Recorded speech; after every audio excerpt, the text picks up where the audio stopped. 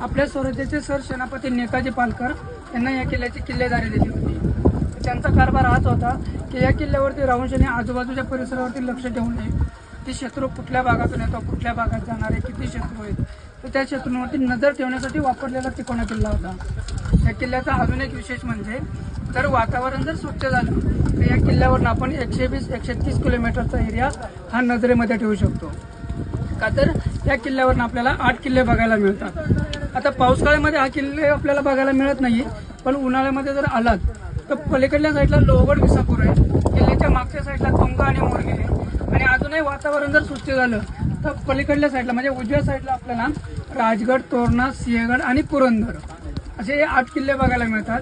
म्हणजे 8 किल्ल्यांवरचा मॅसेज एकत्र करणे, इतर किल्ल्यांवरती पाठवणे आणि आजूबाजूच्या परिसरावरती नियंत्रण ठेवण्यासाठी वापरलेला तिकोना किल्ला होता। या किल्ल्याला